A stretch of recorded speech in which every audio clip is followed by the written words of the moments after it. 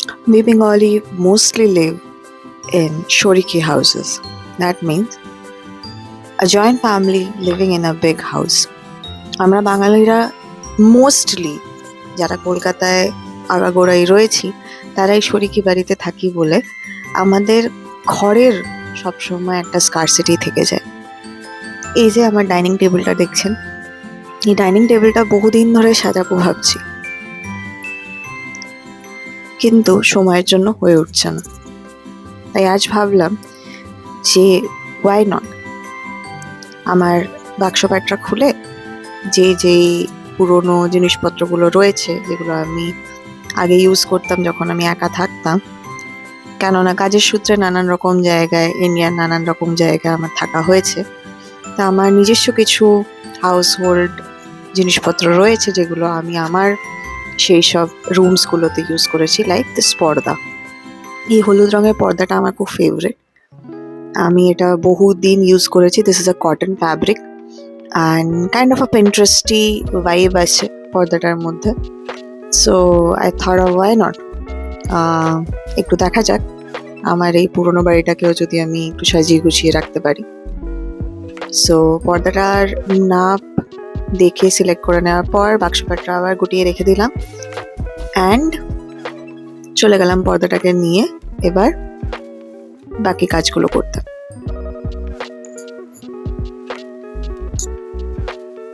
So this is basically my dining room. দেখেই বুঝতে পারছেন একটু পুরনো বাড়ি, সো এতগুলো জিনিস আমি আনিয়েছি বাড়িটাকে একটু ডেকোরেট করবো বলে।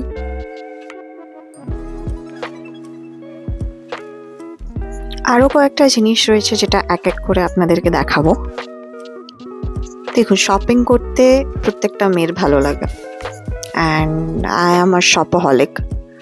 আমাকে যত শপিং করতে দেবেন I will be the happiest one. So এখানে আমি ডাইনিং টেবিলটাকে ডেকোরেট করার জন্য আই গট সাম ডেকোরেটিভস। এটা হচ্ছে একটা কাইন্ড অফ আ রানার, যেটা বলতে পারেন টেবিলের ওপরে রাখা হয়, লুকস গুড। এটাকে টেবিলের মিডলে অ্যাজ আ রানার বিছিয়ে দেওয়া হয় and the fabric is really good.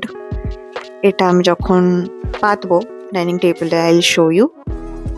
The next thing I got is this yellow ochre colored একটা table cloth. This is also cotton, খুব নরম কাপড়টা। কাপড়টা দেখুন ভীষণ নরম and the colour is so eye catching.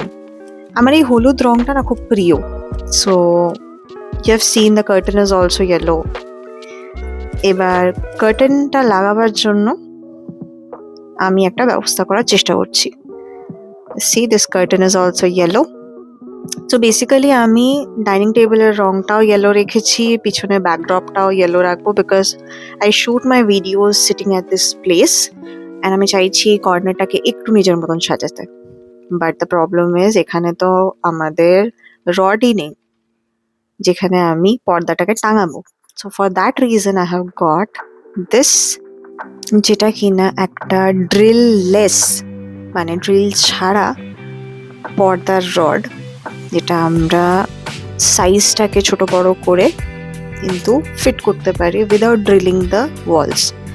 And obviously আমাদের জানাই আছে যে ওয়ালসের ওপরে নতুন পেন্টিং করলে সেটাকে ড্রিল করতে ইচ্ছা করে না, সেই জন্য আমি এইরকম একটা জিনিস আনিয়েছি যেটার সাইজ অ্যাডজাস্ট করে you can actually adjust the size according to the যা মাপ হবে সেই অনুযায়ী জিনিসটাকে আপনারা ছোট বড় করতে পারবেন উইদাউট এনি ড্রিল। কিন্তু ড্রিল এখানে করতে হয় না। নাও আস্তে আস্তে করে পর্দাটা আমি এর মধ্যে লাগানোর চেষ্টা করব। আমি জাস্ট ফিট করে দেখে নিলাম একবার যে রডটা আদেও ঠিকঠাক মাপ আসছে কিনা। দেখলাম ঠিকঠাকই আসছে। এবার আমি এক এক করে পর্দাটা লাগিয়ে নেব আর ফিট করে দেবো রডটাকে।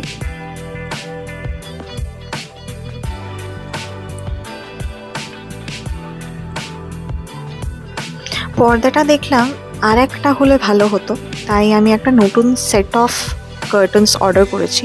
সেটা এলে আমি এই কার্টেনটাকে রিপ্লেস করে দেবো। আর পাশে আমি একটু লাইটস লাগাতে চাইছিলাম, সেই লাইটসগুলো আমি একটু ডিট্যাঙ্গেল করে নিচ্ছি। এই লাইটসগুলো না খুব সুন্দর, মানে this looks like a fairy tale গার্ডেনের একটা ভাইব দেয়, and I am very fond of fairy lights. এইভাবে আমি সাজানোর চেষ্টা করছি আমার এই কর্নারটাকে।